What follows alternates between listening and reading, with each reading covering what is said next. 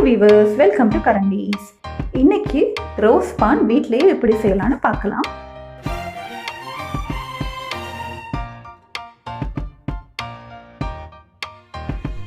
இதை செய்யறதுக்கு தேவையான பொருட்கள் 325 கிராம் மைதா எடுத்திருக்கேன். அதுக்கப்புறம் 2 table spoon oil, 1 table spoon east, 1 table spoon sugar, கொஞ்சம் உப்பு. முதல்ல ஈஸ்ட் ஆக்டிவேட் பண்ணிக்கலாம். அதுக்கு 1 டேபிள் ஸ்பூன் ஈஸ்ட் எடுத்துக்கோங்க. கொஞ்சம் வெதுவெதுப்பான தண்ணி எடுத்து அதில் நாம் எடுத்த 1 டேபிள் ஸ்பூன் சீனியையும் ஆட் பண்ணிவிட்டு நல்லா மிக்ஸ் பண்ணி எடுத்துக்கலாம். மிக்ஸ் பண்ணதுக்கு அப்புறமா அதில் ஈஸ்ட் ஆட் பண்ணிவிட்டு மிக்ஸ் பண்ணிவிட்டு மூடி ஒரு 10 நிமிஷம் வச்சிடலாம். அப்போ தான் ஆக்டிவேட் ஆகும்.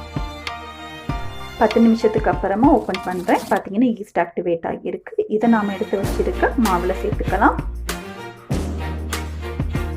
அடுத்தது இதுக்கு தேவையான அளவு உப்பு ஆட் பண்ணிக்கலாம். 2 டேபிள் ஸ்பூன் எண்ணெயும் சேர்த்துக்கலாம்.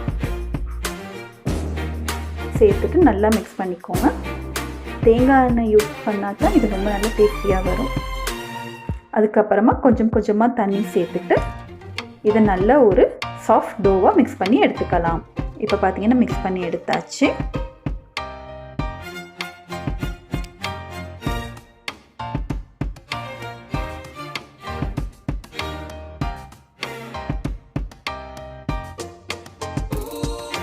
மிக்ஸ் பண்ணி எடுத்ததுக்கு அப்புறமா இதை ஒரு 15 நிமிஷத்துக்கு நீட் பண்ணிக்கலாம். இந்த மெத்தடில் நீட் பண்ணி எடுத்துக்கோங்க. இந்த மாதிரி நீட் பண்ணி எடுத்துக்கோங்க. 15 நிமிஷத்துக்கு நல்ல ஒரு சாஃப்ட் லாஸ்டிக் டெக்ஸ்சருக்கு வர வரைக்கும் இதை இந்த மாதிரி நீட் பண்ணிக்கலாம்.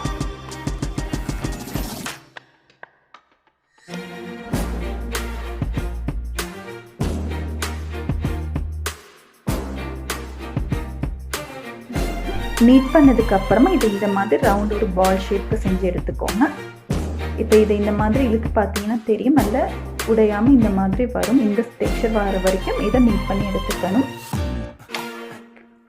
அடுத்தது ஒரு பாலில் ஆயில் ஸ்ப்ரெட் பண்ணிக்கோங்க. ஸ்ப்ரெட் பண்ணிவிட்டு நாம் செஞ்ச டோவை அதில் வச்சுட்டு டோவுக்கும் ஆயில் ஆட் பண்ணிக்கோங்க. ஆட் பண்ணிவிட்டு இது டபுள் சைஸ் ஆகுற வரைக்கும் இதை மூடி வச்சிடலாம். 1 மணித்தியாலத்துலேருந்து 2 மணித்தியாலம் வரைக்கும் போகும். இப்போ பார்த்தீங்கன்னா நான் 1.5 மணித்தியாலத்துக்கு அப்புறமா ஓப்பன் பண்ணுறேன். இந்த டோ வந்து டபுள் சைஸ் ஆகியிருக்கு.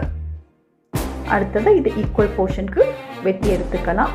உங்களுக்கு எந்த சைஸ் பிரெட் தேவையோ அதுக்கேற்ற மாதிரி ஆட் பண்ணிக்கலாம். நான் சின்ன சின்ன சைஸில் செய்கிறதால இதை 6 போர்ஷனாக வெட்டி எடுத்துக்கிறேன். வெட்டி எடுத்துட்டு இந்த மாதிரி ரவுண்ட் ஷேப்புக்கு உருட்டி எடுத்துக்கோங்க.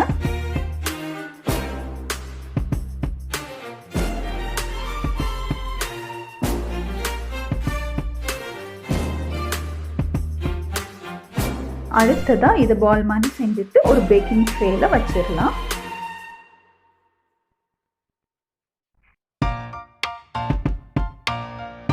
பார்த்தீங்கன்னா எல்லாத்தையும் வச்சுட்டு இதை திரும்பவும் 30 நிமிஷத்துக்கு மூடி வைக்கலாம். டபுள் சைஸ் ஆகுற வரைக்கும். அடுத்ததாக ஒரு பாலில் 2 டேபிள் ஸ்பூன் மாவு ஆட் பண்ணிக்கிறேன். இதுக்கு 2 டேபிள் ஸ்பூன் ஆயிலும் ஆட் பண்ணிக்கிறேன். இது ரெண்டையும் சேர்த்து நல்லா மிக்ஸ் பண்ணி எடுத்துக்கோங்க.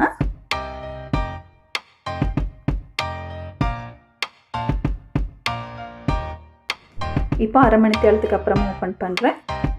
இந்த டோ வந்து டபுள் சைஸ் ஆகியிருக்கு. அடுத்தது இந்த மாதிரி ஆயில் ஃப்ளவர் மிக்ஸை ஆட் பண்ணிவிட்டு அதுக்கு மேலே நம்ம செஞ்ச டோவை எடுத்து பிரெட் ஷேப்புக்கு செஞ்சு எடுத்துக்கலாம். இந்த மாதிரி தட்டி எடுத்திங்கன்னா பிரெட் ஷேப்புக்கு வந்துடும்.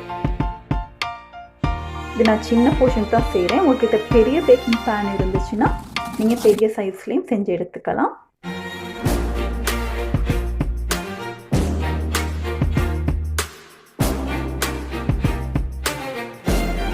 அடுத்தது பட்டர் பேப்பர் இல்லாட்டி அலுமினியம் ஃபாயில் யூஸ் பண்ணி இதை இந்த மாதிரி கவர் பண்ணி எடுத்துக்கிட்டிங்கன்னா உங்களுக்கு பேக் பண்ணி எடுக்கிறது ஈஸியாக இருக்கும்.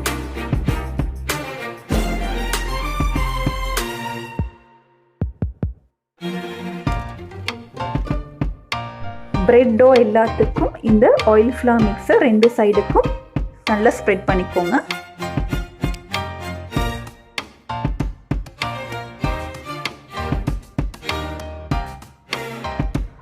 ஆயில் எல்லாம் ஸ்ப்ரெட் பண்ணி முடிச்சதுக்கு அப்புறமா பேனில் அரேஞ்ச் பண்ணிக்கலாம். பார்த்தீங்கன்னா லோ பேன் தான் யூஸ் பண்ணுறேன். என்னோடய பேன் சின்னதுனால தான் நான் வந்து சின்ன சின்ன ப்ரெட்டாக செஞ்சுருக்கேன். நீங்கள் டபுள் சைடும் கவர் பண்ணி வச்சுக்கலாம். இல்லைன்னா ப்ரெட்டுக்கு ஒரு சைடு மட்டும் இந்த மாதிரி பட்டர் பேப்பரை வச்சும் இதை அரேஞ்ச் பண்ணிக்கலாம். அடுத்ததாக நாம் செஞ்ச ஃப்ளார் ஆயில் மிக்ஸை திரும்பவும் இந்த கஸ்டுக்கெல்லாம் மேலே ஆட் பண்ணிக்கோங்க. அப்போ தான் மேலே நல்லா ப்ரௌன் கலராக வரும்.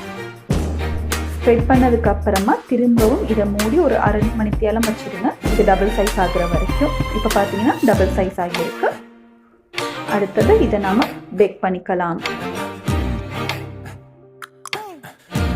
முதல்ல 200 செல்சியஸ்க்கு 10 நிமிஷம் அவனை ப்ரீஹீட் பண்ணிக்கோங்க. ப்ரீஹீட் பண்ணதுக்கு அப்புறமா 200 செல்சியஸில் 15 நிமிஷம் பேக் பண்ணிவிட்டு 15 நிமிஷத்துக்கு அப்புறமா 175 செல்சியஸில் 20 நிமிஷம் வரைக்கும் பேக் பண்ணி எடுத்துக்கலாம். இப்போ பார்த்தீங்கன்னா அரை மணி நேரத்துக்கு அப்புறமா எடுத்துருக்கேன். நல்லா பேக் ஆகியிருக்கு. இது அவனுக்கு அவன் டைம் சேஞ்ச் ஆகும். நல்லா இந்த மாதிரி கலர் வர வரைக்கும் நீங்கள் பேக் பண்ணி எடுத்துக்கலாம்.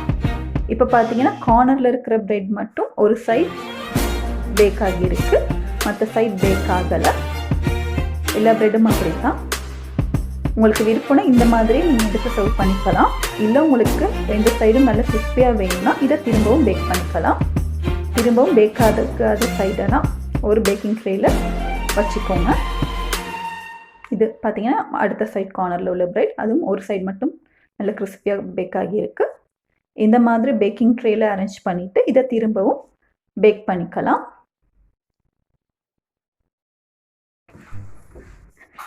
திரும்ப பேக் பண்ணும்போது 175 செல்சியஸில் 15 நிமிஷத்துக்கு அப் எலிமெண்ட் மட்டும் யூஸ் பண்ணி பேக் பண்ணுங்கள். இப்போ பார்த்தீங்கன்னா பேக் பண்ணி எடுத்தாச்சு.